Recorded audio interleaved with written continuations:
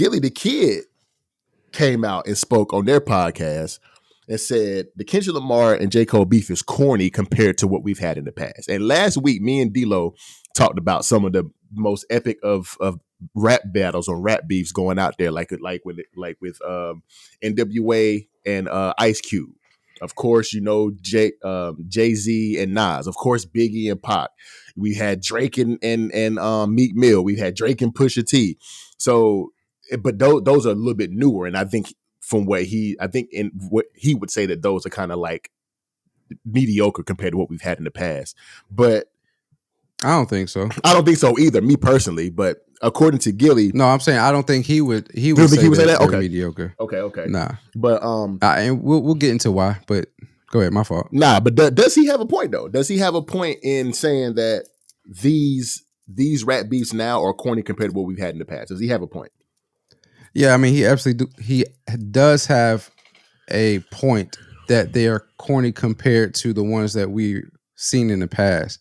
And the reason that is because the Kendrick diss to Cole, so to speak, wasn't a direct diss at Cole. He just, like you said multiple times in the past, it was like he just got some strays because Kendrick was going at Drake.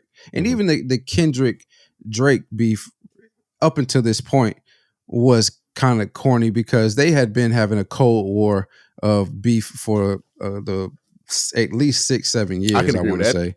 I could agree with that. And so, but nothing crazy has happened or it has been said up until this point. Like Drake is now starting to get petty, and that's sure. And I think that's what people look for when they say determine if a rap beef is corny or not, is if people get personal, if they get petty and whatnot. And so now it's there, and so we're waiting to see what Kendrick does with Drake. As far as the J. Cole and Kendrick one, the reason it's corny is because now I can tell that they're friends.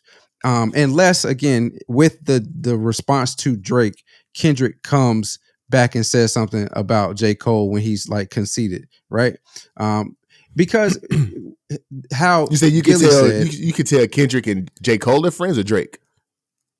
J. Cole. Okay, I could. I thought you said Drake. Yeah, you can tell. Yeah. The segment. Yeah.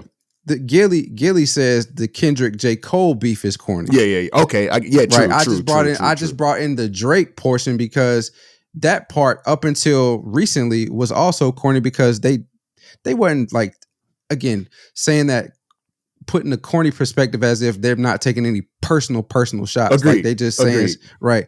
And so that's why Gillie was saying like it's corny, is because with the Pac Biggie one, Pac came out saying, first off, F your in the click, you claim, yeah.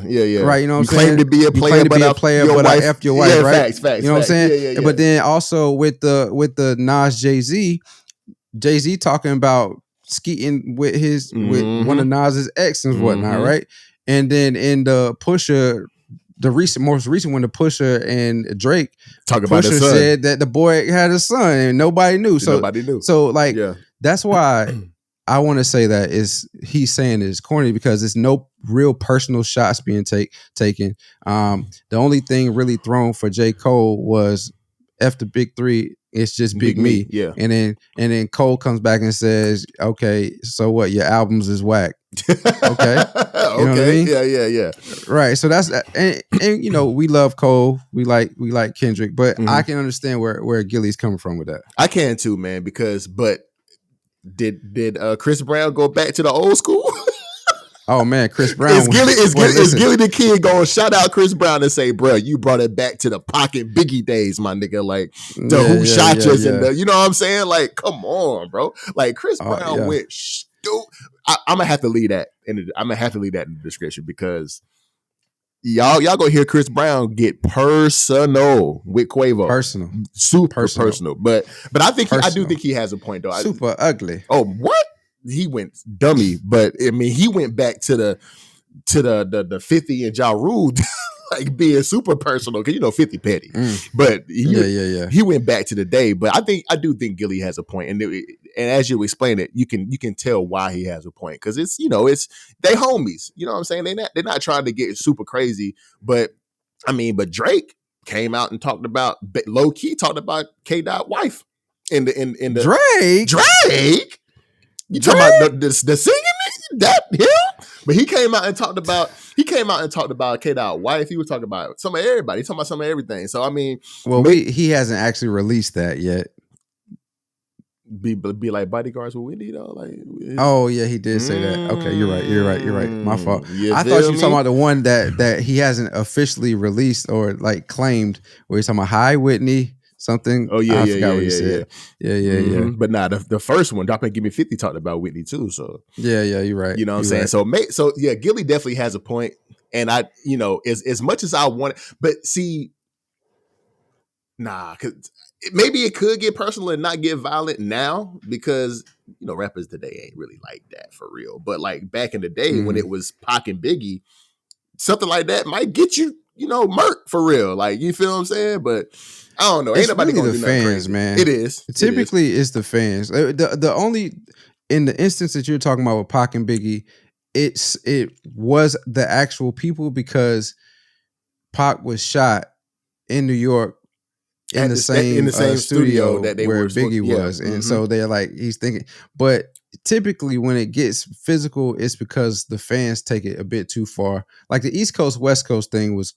We all know now it was media driven. It was well right. It was media driven. So agreed. So like people took West Coast, West Side, East Coast. You know what I'm saying? But it really wasn't the artists. It just the artists were embodying that, and so their lives were taken because of it. Agreed. But I mean, we'll have to see, man, where it goes. But I definitely think Gillie has a definite point about it being corny between Kendrick and Cole. But it's some rappers out here that's dropping some bangers that's going wake some people up and make some people have to respond because, I'm telling you, it's going crazy out here. Yeah. Kendrick got to respond soon. But this is why I was saying last week with Cole, you should have just let it live for 2 weeks. He should have. He really should have. Agreed. Because this would be 2 weeks. This would be 2 weeks. This would be 2 weeks. Yeah. Right. This would have been 2 weeks, and Kendrick still hasn't released anything since. You know what I mean? So that's why I say he should at least let it live 2 weeks instead of just saying, all right, 2 days, and let me go ahead and apologize about that. But I understand now. I'm starting to see why he was like, all right, man, let me get out of this. Maybe Drake asked him like, listen, bro, this is gonna get crazy. I know some things about this dude. You might want to just chill. You might want to bow out. Just like Jay-Z said, y'all just better hope we gracefully bow out. He just asked Cole to just gracefully just bow out because that's not just like I said in the first segment last week, bro. That's just really honestly not J. Cole lane for real. Like he's not because he definitely said, of course, in Middle Child, if I smoke a rapper, it's gonna be legit. I don't think it's not legit for K-Dot. He don't have a reason to smoke K-Dot. He had a reason to smoke Lil Pump. But he ain't got no reason to smoke K-Dot. Like all the little rappers, you know what I'm saying? Oh my God. But yeah, this ain't the lane for Jay. So like I get it. Just like I said, I wanted him to lean more into it, but this just ain't J. Cole lane. And he ain't really got no beef with nobody for real. Like, you know what I'm saying? He really don't. People coming at him now. Of course they are now because they, you know what I'm saying? Yeah. Of course they are now because he's an easy target now because he claimed to be. It's that whole Fayetteville persona, how Fayetteville is one of the toughest cities in the nation and killing and all of this stuff, right? And then he come out and apologize, but even him being from Fayetteville, that's just not J. Cole personality. He not a thug, bro. Like, and I think you can hear it in all of his music. He telling you he not a thug. He just came from thug circumstances, a thug environment, you know what I'm saying? Exactly. A thug city, but that's just not what he is. So like, y'all can't blame J. Cole for just talking about his surroundings because people are a product of their environment. Like, come on, bro. Like, you can't sit here and just clown Cole for something that he just been around and he talks about, but that's not, he's not talking about his lived experience. He's talking about what he's seen. So, I mean, that's all of us. That's you and I. For sure. Because we can tell you what we saw. We can tell you a lot about what we saw, but we won't doing it. We can tell you who he's hanging around, who we was like, dang, my boy, he did that. For sure. Dang, I was just playing basketball with him in Seabrook Park the other day. What's going on? You know what I'm saying? You feel me? What's going on? What's good? But actually doing it, that's not us. That's not us. I ain't never claimed to be a thug. Now, I ain't no bitch. But I ain't gonna claim to be. You feel me? You did. You know what I'm saying? Yeah. But that's just it. But Gillie got a point, and the rap beef is definitely taking off, and we're gonna have to see where this goes. We're gonna keep bringing this report to y'all because it's entertaining for sure. Yeah, and Stick said it last week. He is interested. I am interested. That's exactly how I said it to you, silly as hell. I am interested. Yeah. Oh, you still here. So that must mean you love the content. And if that is the case, video on the screen right here, click that, view that. You're going to love that one as well. Also, we still got the 600 subscriber goal. There's a button in the top right-hand corner of the screen right there. Hit that button, subscribe to the channel. And we're on all your streaming platforms, wherever you find your podcasts.